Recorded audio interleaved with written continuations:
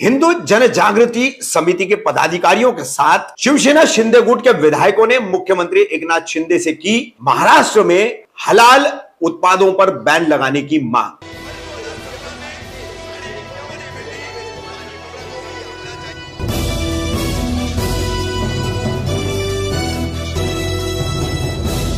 मैं रफीक कामदार हिंदुस्तानी रिपोर्टर में आपका स्वागत है। हिंदुस्तान भारत में हलाल प्रोडक्ट्स है और हलाल है या नहीं ये लिखे जाने का भी एक प्रावधान है और एक प्रक्रिया सरकारी विभागों द्वारा की जाती है। हलाल सर्टिफिकेशन, तो हलाल सर्टिफाई जो चीजें हैं वो मुस्लिम समाज द्वारा ली जाती है, खाई जाती है, इस्तेमाल की जाती है।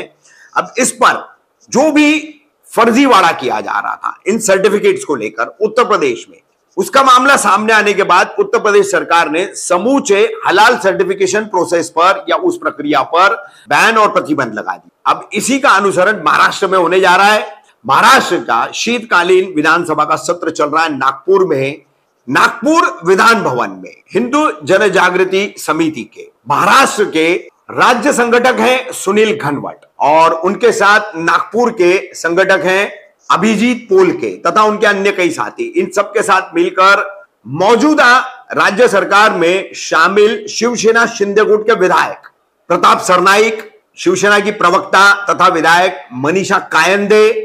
प्रकाश सुर्वे,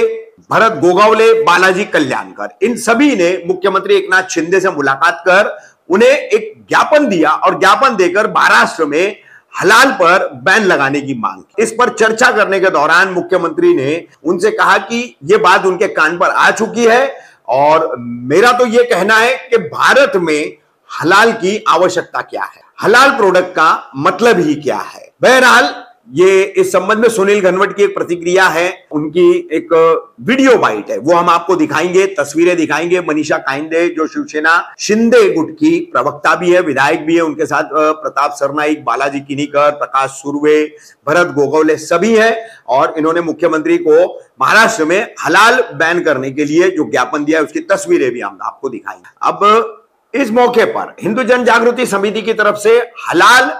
और जिहाद ये किताब भी मनीषा कायंदे को भेंट दी गई, क्योंकि हिंदू जन जागृति समिति और उनके जैसे जितने भी हिंदुत्ववादी कट्टर संगठन है उन सबका आरोप है कि हलाल से कमाया जाने वाला पैसा वो आतंकी गतिविधियों में इस्तेमाल होता है। इसका संबंध उन्होंने जमीयतुल उलमा से भी जोड़ा है। जमीयतुल उलमा हिंद और जमीयतुल उलमा हिंद की जो महाराष्ट्र की शाख है जो हलाल सर्टिफिकेशन के लिए ऑथोराइज की गई है सरकारों की तरफ से, तो उस संगठन पर भी आरोप लगाया गया कि इन्होंने अब तक इसी पैसे का इस्तेमाल करके जेलों में बंद 700 ऐसे लोग जिनका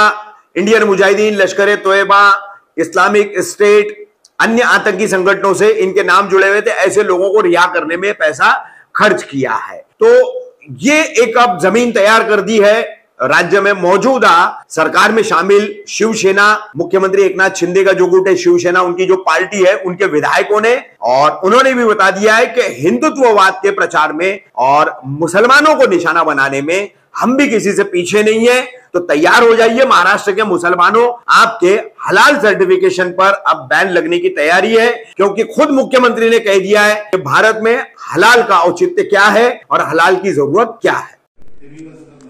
नमस्कार, मैं सुनील घनवट हिंदू जन जागृति समिति महाराष्ट्र एवं छत्तीसगढ़ से हूँ। आज हिंदू जन जागृति समिति की ओर से हमने माननीय मुख्यमंत्री एकनाथ जी शिंदे साहब है, इनसे एक शिष्टमंडल के माध्यम से उनको मिले और जिस प्रकार से उत्तर प्रदेश सरकार ने हलाल उत्पाद पे या वो देने वाले जो एनजीओ है उनपे पाबंदी लाई है, उसी प्रकार से पाबंदी महाराष्ट्र में लाई जाए, ये मांग हमने वहां पे की हुई है। माननीय आमदार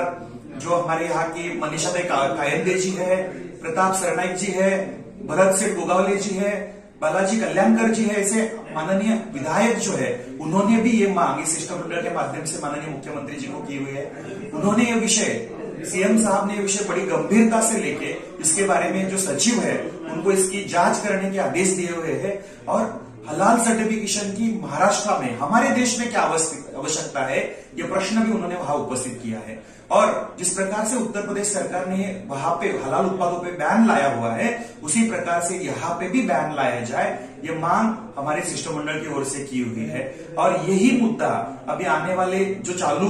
विधानसभा का अधिवेशन है उसमें भी उठाया जाएगा, ऐसे माननीय विधायक मनीषा कायंदे जी इन्होंने बताया हुआ है। जब तक महाराष्ट्र में इस पे बैन नहीं आएगा तब तक हिंदू जन जागृति समिति और सभी संगठनों का ये आंदोलन चलते रहेगा।